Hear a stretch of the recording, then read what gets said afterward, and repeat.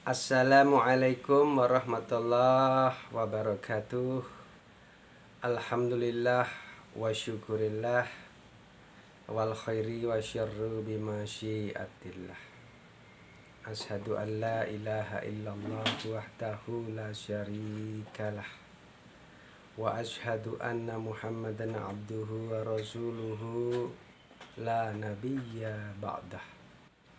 Allahumma sholli wa sallim wa barik ala man fihi uswatun hasanah Sayyidina wa maulana Muhammadin sallallahu alaihi wasallam sahibi syafa'ah wa ala alihi wa ashabihi wa tabi'in wa man tabi'atum bi ihsanin ila yaumil qiyamah. Amma ba'duh. Para mahasiswaku tercinta dan juga para anggota masyarakat yang masih setia mengikuti pelajaran-pelajaran hukum ya dari saya, terutama hukum pidana khusus ya. Sesuai dengan perkuliahan yang telah saya berikan di dalam kelas hukum pidana khusus pertemuan ke-8, kita membahas tentang tindak pidana di bidang perbankan atau TP-Bank ya. Untuk mengingat kembali apa-apa yang telah saya sampaikan di dalam kelas tersebut, Bapak ya membuatkan video buat kalian semua, terutama ada mahasiswa yang request ya, meminta untuk divideokan. Kebetulan yang bersangkutan kemarin tidak masuk ya, karena harus melaksanakan kegiatan yang tak dapat ditinggalkan. Baik, kita mulai saja. Tindak pidana di bidang perbankan ya. Itu pengaturannya ada 2 ya. Yang pertama, Undang-Undang Nomor 7 Tahun 1992 tentang perbankan, sebagaimana telah diubah dengan Undang-Undang Nomor 10 Tahun 1998 ya. Kemudian yang kedua adalah Undang-Undang Nomor 21 Tahun 2008 tentang Undang-Undang Perbankan Syariah ya. Nanti di dalam pembahasan kita sepakati untuk Undang-Undang Perbankan kita singkat UUP. Sedangkan untuk Undang-Undang Perbankan Syariah kita singkat UUPS ya. UUP Undang-Undang Perbankan, UUPS Undang-Undang Perbankan Syariah. Oke.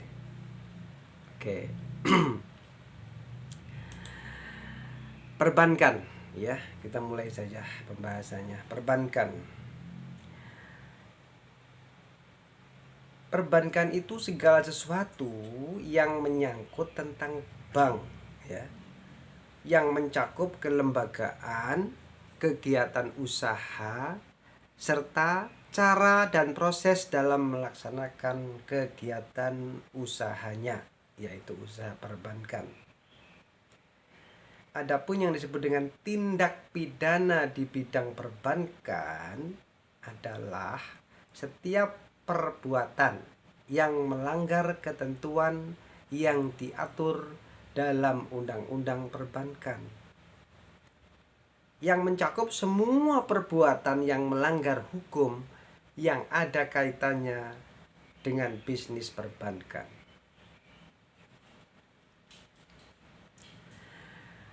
Baik, kita langsung saja menjawab pertanyaan dari sumber dana bank itu dari mana ya. Sumber dana bank itu ya terhimpun oleh bank yang nantinya itu akan digunakan oleh bank untuk menjalankan fungsinya. Itulah sumber dana bank. Perolehan dananya berasal dari bank itu sendiri berupa setoran modal, pemilik saham, dan laba ditahan. Atau dari masyarakat berupa tabungan, giro, deposito, atau dari lembaga lainnya. Nah, karena kita belajar hukum pidana khusus, maka kita langsung saja membahas tentang tindak pidana apa saja yang dilarang ya di dalam lapangan hukum perbankan itu, ya, yang dapat dihukum pidana. Ya. Unsur-unsur tindak pidana perbankan atau TP bank itu adalah barang siapa yang A. menghimpun dana dari masyarakat dalam bentuk simpanan tanpa izin usaha dari pimpinan Bank Indonesia. B. membuat atau menyebabkan adanya pencatatan palsu dalam pembukuan atau dalam proses laporan ataupun dalam dokumen atau laporan kegiatan usaha, laporan transaksi atau rekening suatu bank. Ya. C. menghilangkan atau tidak memasukkan atau menyebabkan tidak dibukukannya pencatatan dalam pembukuan atau dalam laporan ataupun dalam dokumen atau laporan kegiatan usaha, laporan transaksi atau rekening suatu bank. D. mengubah, mengaburkan, menyembunyikan, menghapus atau menghilangkan adanya suatu pencatatan dalam pembukuan atau dalam laporan ataupun dalam dokumen atau laporan kegiatan usaha, laporan transaksi atau rekening suatu bank, atau dengan sengaja mengubah, mengaburkan, menghilangkan, menyembunyikan atau merusak catatan pembukuan tersebut. Ya. Bagi para pelaku tindak pidana di bidang perbankan itu dapat dikenakan sanksi hukum berupa pidana penjara dan pidana denda sesuai dengan pasal 46 sampai 50A UUP dan pasal 59 sampai 66 UUPS, ya. Jadi begitu ketatnya bank itu menjaga kepercayaan, ya. Bukankah bank itu adalah lembaga kepercayaan?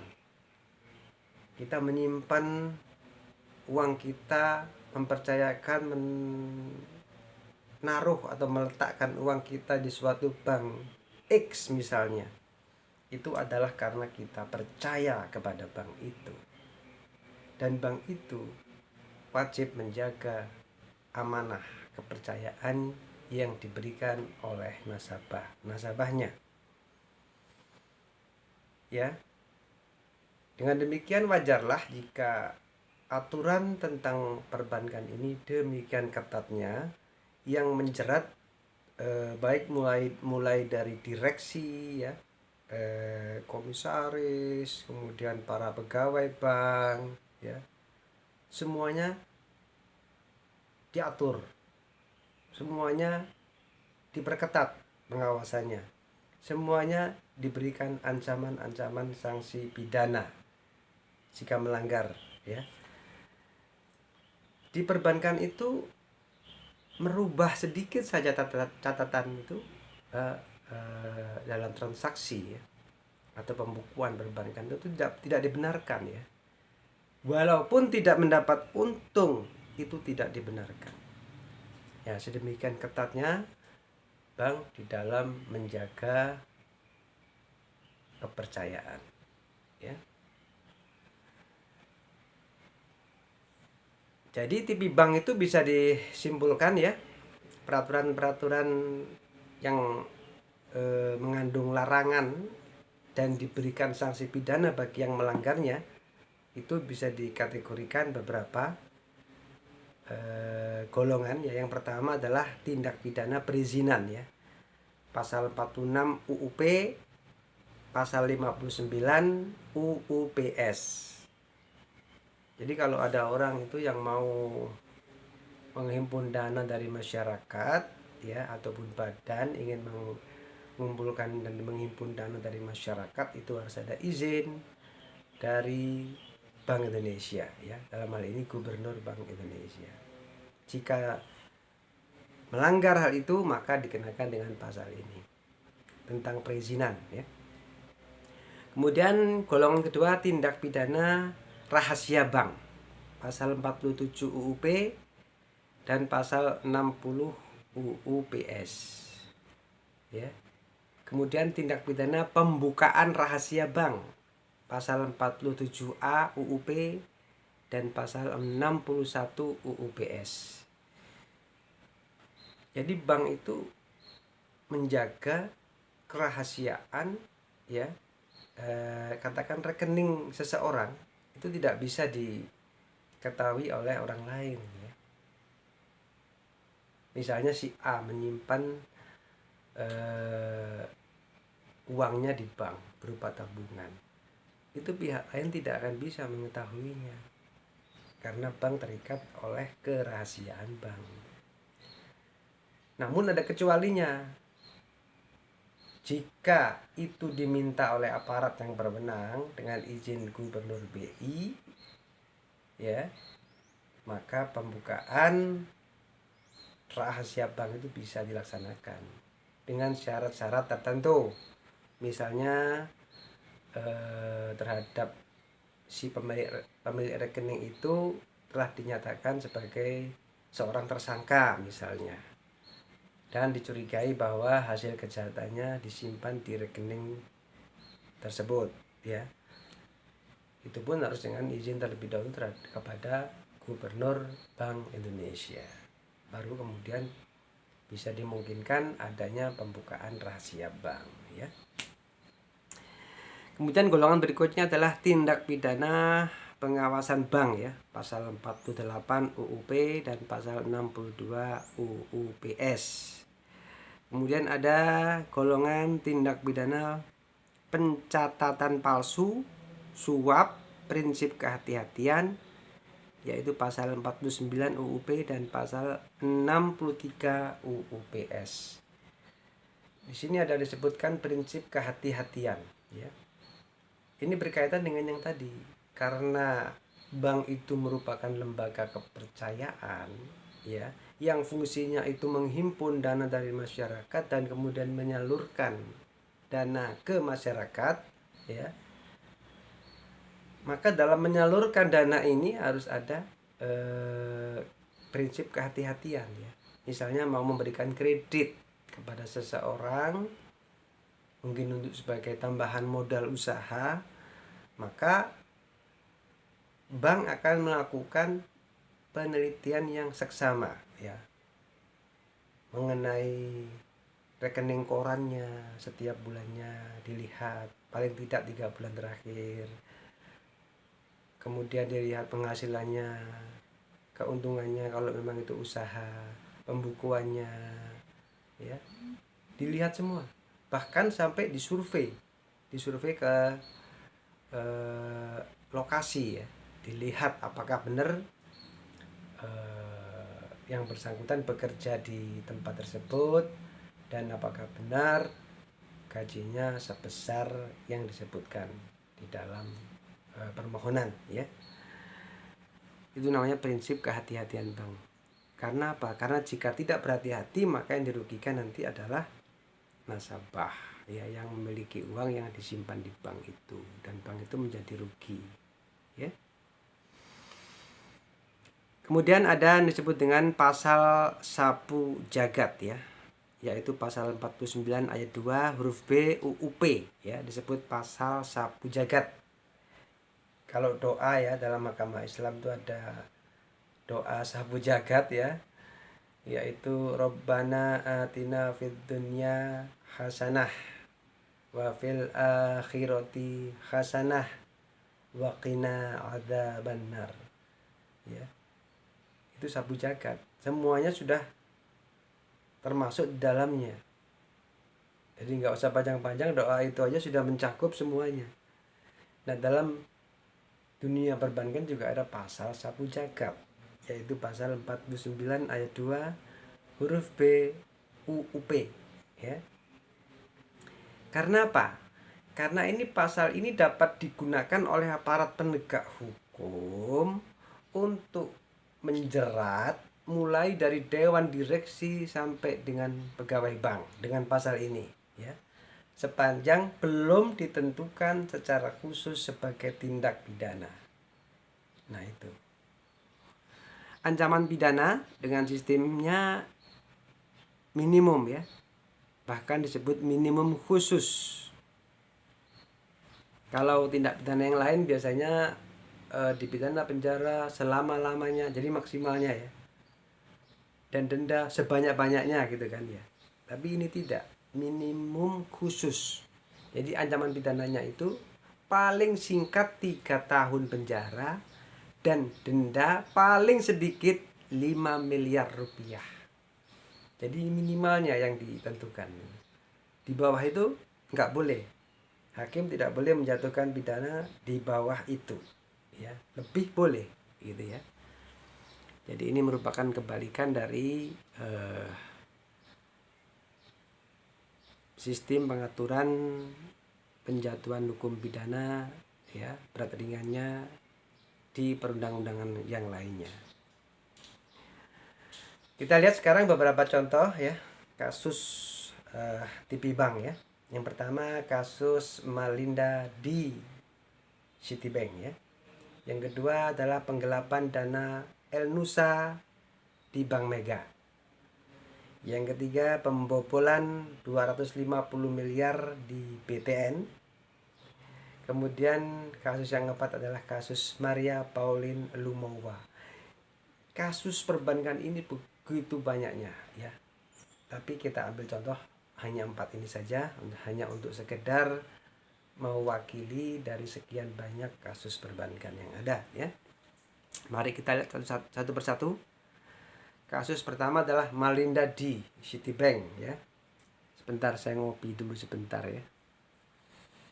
Maklum ini siang-siang, ini jamnya ngantuk ya.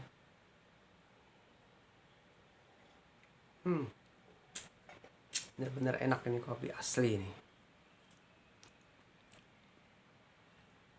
Kopi yang menggiling sendiri di pasar dalam bentuk kopi yang digiling kemudian langsung ditampung. Nah ini kopi asli. Itu kesukaan saya. Baik, kita lanjutkan ya. Malinda di. Kita bahas sedikit kasus Malinda di ya. Nama aslinya itu Inong Malinda yang menggelapkan dana nasabah Citibank sebesar 17 miliar rupiah. Ia adalah relationship manager Citibank ya. Menggelapkan dana nasabah sejak 2009 dengan cara mengaburkan transaksi dan pencatatan tidak benar terhadap beberapa slip transfer penarikan dana pada rekening nasabah Citibank. Pada Maret 2012, ia divonis 8 tahun penjara dan denda 10 miliar rupiah dan mengembalikan mobil-mobil mewah ke Citibank yang terdiri dari Ferrari Scuderia, Ferrari California, Mercedes E350 dan Hummer. Pasal yang dilanggar adalah pasal 49 ayat 1 dan ayat 2 UUP dan atau pasal 6 Undang-Undang Nomor 8 Tahun 2010 tentang tindak pidana pencucian uang, ya.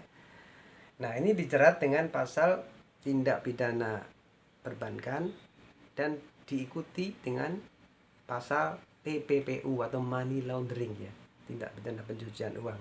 Hasil kejahatan itu dicuci, ya, artinya dicuci. Kalau ingin memperdalam, silahkan dilihat di video-video saya sebelumnya yang membahas tentang tindak pidana pencucian uang atau TPPU. Dana tersebut digunakan oleh Maridadi untuk kepentingan antara lain tadi membeli mobil-mobil mewah, ya, yang kemudian itu disita oleh negara dan kemudian dilelang, uangnya digunakan untuk pengembalian kerugian negara, yaitu kepada Citibank, ya. Baik, kita lanjutkan dengan kasus-kasus kedua, ya. Penggelapan dana El-Nusa di Bank Mega, ya. Itu tadi yang kedua. Penggelapan dana El-Nusa di Bank Mega, ya. Dana milik PT El-Nusa Tbk sebesar 111 miliar rupiah yang disimpan di Bank Mega cabang Jababeka, ya, dibobol oleh mantan Direktur Keuangan El-Nusa Santun Nainggolan dan Kepala Cabang Bank Mega Jababeka Itman Hari Basuki. Itman dijatuhi hukuman 6 tahun penjara dan denda 200 juta rupiah oleh Majelis Hakim Tipikor Bandung pada 2012 karena bersalah melakukan tindak pidana korupsi bersama 5 orang terdakwa lainnya, yakni Santun Nainggolan, Ivan C.H. Lita, Andi Gunawan, Richard Latif, dan Tengku Zulham Syuib, ya. Jadi ini larinya ke tindak pidana korupsi. Berarti sudah ada kerugian negara di sini, ya, kerugian negara, ada melawan hukum atau setidak-tidaknya adalah menyalahgunakan kewenangan, ya. Bukan hanya masalah perbankan saja, tapi sudah masuk ke ranah tindak pidana korupsi. Santun Nainggolan, ya, divonis 8 tahun penjara. Richard Latif divonis 6 tahun penjara. Ivan C. Lita divonis 9 tahun penjara. Andi Gunawan divonis 4 tahun penjara dan Syuib juga divonis 4 tahun penjara. Nah, selain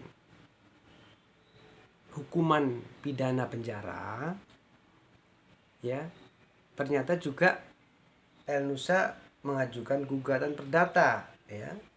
El-Nusa juga akhirnya memenangkan gugatan perdata tingkat banding terhadap Bank Mega terkait kasus hilangnya deposito tersebut dan meminta bank mencairkan dana senilai 111 miliar rupiah tersebut beserta bunga 6% per tahun. Waduh, jadi selain pidana juga perdatanya, ya. Pada contoh yang ketiga yaitu terjadi di Bank BTN, ya. Pembobolan 250 miliar rupiah di BTN, ya. Pada 2016 terdapat kasus pembobolan dana 250 miliar rupiah di BTN yang dilakukan oleh oknum bank bermodus pemalsuan deposito. Kasus ini berawal saat salah satu perusahaan yang menjadi nasabah perusahaan akan mencairkan dana. Namun, BTN mengkonfirmasi penempatan deposito dana tersebut tidak terdaftar. BTN memberitahukan dana tersebut terdaftar sebagai nasabah rekening giro dan sudah dilakukan penarikan dana, ya. Di pemalsuan deposito ini, pelaku menjalankan modus mengajukan penawaran menempatkan dana pada BTN dengan bunga sesuai pasaran kepada korban. Beberapa perusahaan yang menempatkan uangnya pada BTN antara lain adalah Surya Arta Nusantara Finance atau Sans Finance, PT Asuransi Jiwa Mega Indonesia atau AJMI, dan PT Asuransi Umum Mega atau AUM, serta PT Global Index Investindo. Ya. Putusan hakim terdiri atas pelaku komplotan di luar bank BTN dan pelaku oknum pegawai yang terlibat. Jadi ini ada lima-limanya ya, maksudnya ada lima-limanya itu maksudnya ada ikut serta ya, dari dalam dan dari luar itu bekerja sama atau berkomplot untuk melakukan pembobolan uang ini. Ada dua putusan, yakni oleh Pengadilan Negeri Jakarta Selatan dan oleh Pengadilan Negeri Jakarta Utara. Pelaku berinisial BS divonis 7 tahun oleh Pengadilan Negeri Jakarta Selatan, sedangkan pelaku berinisial DB divonis 8 tahun oleh Pengadilan Negeri Jakarta Utara. Kemudian kasus yang terakhir adalah kasus Maria Pauline Lumowa. Kas Bank BNI cabang Kemayoran Baru dibobol senilai 1,7 triliun rupiah pada 2003 lewat letter of credit atau LC yang fiktif. Pada Oktober 2002 ya sampai Juli 2003 itu Bank BNI mengucurkan pinjaman sebesar 136 juta US dollar dan 56 juta euro atau senilai 1,7 triliun dengan kurs saat itu kepada PT Gramarindo Group yang dimiliki Maria Pauline Lumowa dan Adrian Waworuntu, ya. Aksi PT Gramarindo Group dibantu orang dalam karena Bank BNI yang merupakan bank plat merah tetap menekan atau menandatangani jaminan LC dari Dubai Bank Kenya Limited, Rosebank Switzerland, Middle East Bank Kenya Limited, dan The Wall Street Banking Corporation yang bukan merupakan bank korespondensi BNI. Jadi ini dalam kaitan hukum perniagaan internasional ya, yang seperti juga di mata kuliah lain yang saya ampu, saya menjelaskan tentang cara pembayaran melalui LC atau letter of credit ya. Bagi saudara-saudara yang belum memahami ini, silahkan melihat video saya di bagian materi hukum perniagaan internasional. Di situ ada penjelasan mengenai perniagaan internasional dengan pembayaran melalui LC. Jadi nanti kita membahas kasus ini, Anda bisa lebih memahaminya. Pada Juni 2003, BNI curiga dengan transaksi keuangan PT Gramarindo Group dan melakukan penyelidikan dan mendapati perusahaan tersebut tidak pernah melakukan ekspor.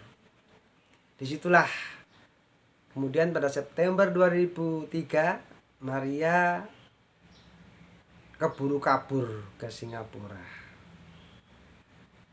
Buronan ini melarikan diri selama 17 tahun dan akhirnya ditangkap di Serbia.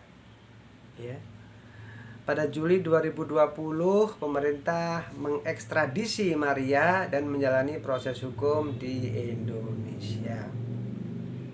Sebelum tertangkap, Maria pergi ke Singapura dan bolak-balik Belanda, Singapura. Ya. Kiranya itu yang dapat Bapak sampaikan. Lebih kurangnya mohon maaf. Wabillahi taufiq wal hidayah. Wassalamualaikum warahmatullahi wabarakatuh.